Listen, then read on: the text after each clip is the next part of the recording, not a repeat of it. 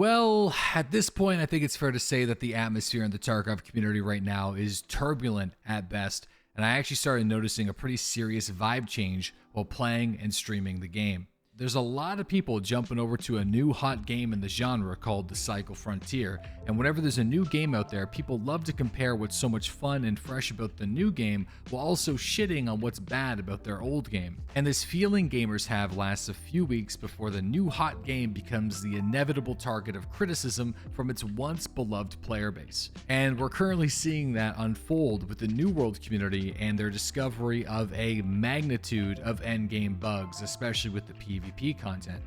However, I still love the Cycle Frontier and I've been playing it a lot and uploading lots of videos, but even still, I recognize that there's big flaws that need to be ironed out with that game over time, and I'm not like playing it with the rose-colored glasses that a lot of other people from the Tarkov community seem to have. That being said, it's still been a tough time for Tarkov. Even before the popularity of the Cycle, many players and streamers alike are starting to feel burned out of their favorite game. And I've talked to a number of my close colleagues on Twitch, on and off stream about this, a lot of players in my chat, and that general sense of excitement for Tarkov just isn't where it was only a few months ago when there was a fresh wipe. And honestly, this burned out feeling isn't new. If you've been a long-time Tarkov player like myself, this is the exact same sequence we go through every couple months after a wipe. But I gotta admit, this time it does feel a little bit different.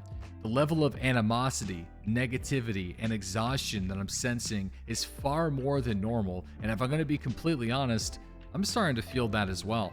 And the issues that players are having with Tarkov right now come from a place of passion and a lot of validity, and we can break down some of the core issues with Tarkov right now and why players might be starting to feel burned out or growing tired of the game. First off, let's get right to the obvious ones. Players are growing tired of doing the exact same missions every single wipe, and the core mission progression has been similar now for the last couple years.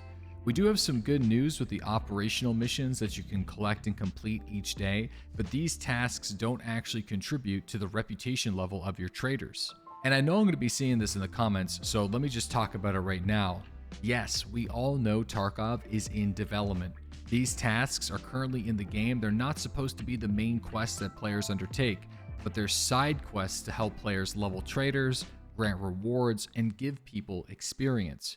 But because this game is being actively tested, it only makes sense for us to have to do these exact missions over and over again.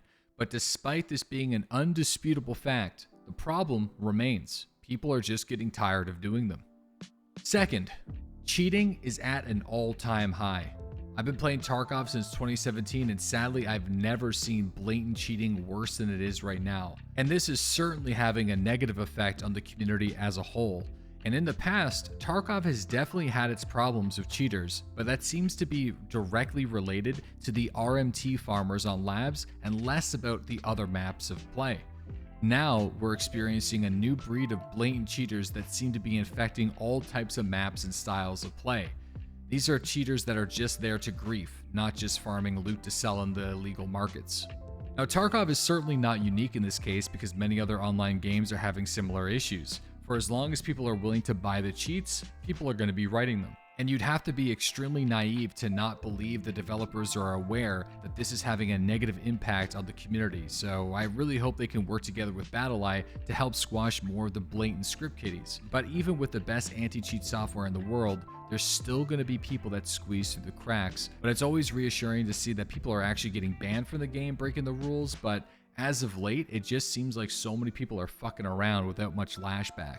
Or at least it seems like that from my perspective. Number 3, after 2 months of a wipe, the value of survival diminishes. Tarkov is played at its best after a wipe because every raid matters. When you get your first keys, you complete your first missions, and kill another player and actually loot and extract with their gear, it's the most exciting and rewarding part of the game. Few games have been actually able to replicate this feeling, and it's one of the biggest reasons why Tarkov is so much fun. However, this feeling diminishes after a few months after a wipe when players start to farm more money and buy their equipment from the flea market instead of just relying on gathering it from the raids.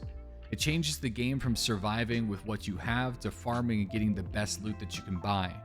Eventually, running classics body armors and the best in slot weapons is the norm and not the exception, and losing this gear doesn't really have much of an impact on your journey throughout the game. It just ends up being a dollar amount that you need to spend and less about the loot that you actually collect. This loss of value over time can be directly attributed to the flea market and the availability of gear from the dealers. I think many players focus specifically on the flea market's negativity on the game, but neglect the tens of thousands of mods, weapons, body armors, and gear that the dealers have available to them as well. There's without a doubt pros and cons to the flea market itself. I think the biggest pro is allowing new players to purchase ammo and gear to help them eliminate the experienced players months after a wipe. But I also think this inflates the entire game with good loot. If you had to craft or collect all the best loot in the game similar to the cycle, there'd be a lot more excitement and more on the line if you die. And also, there'll be less of the best gear running around due to things like gear fear and general availability. And because things would be more rare and more difficult to farm, new players wouldn't have to feel the need to rush to a flea market to buy the best ammunition because PS ammo or shotguns would feel more competitive without the constant need to purchase everything with rubles from the flea market. But to be completely honest here, there's really no easy solution, and you can debate this topic to death as I have during my streams. But after months and honestly maybe years of talking about this, I can confidently say at this point the game would be better without the flea market, or at least how it currently operates. Let's get to topic number 4.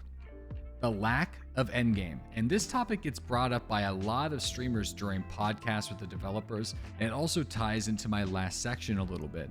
There's a general lack of endgame with Tarkov. Once you get the Kappa container or unlock all the dealer levels, you're sort of stuck with just farming money or killing players, creating challenges for yourself, maybe killing Killa 100 times.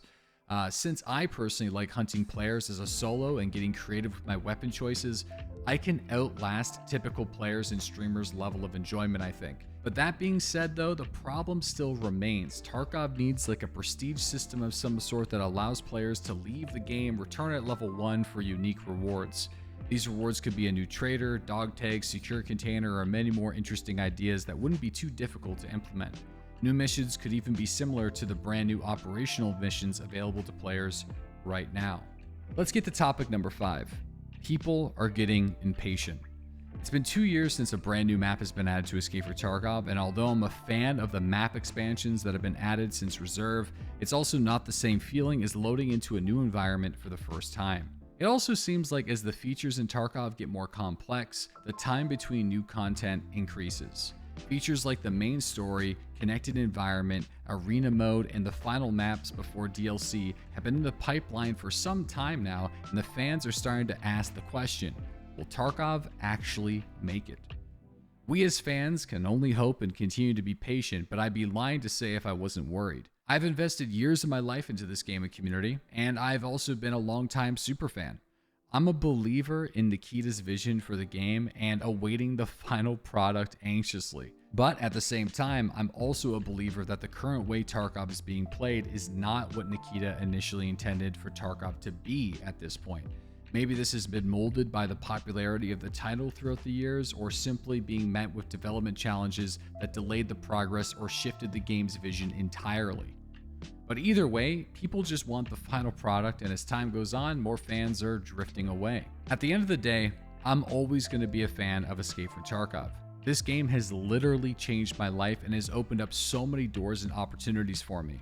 It's also created and fostered many new close friends and relationships. And Tarkov has also inspired an entire new genre of games that are based off of the deployment and extraction system. Just take a look at the Cycle Frontier and the new Battlefield 2042 game mode coming very soon. Many of the feelings and emotions that players are feeling right now will slowly disappear whenever there's new maps, content, and wipes.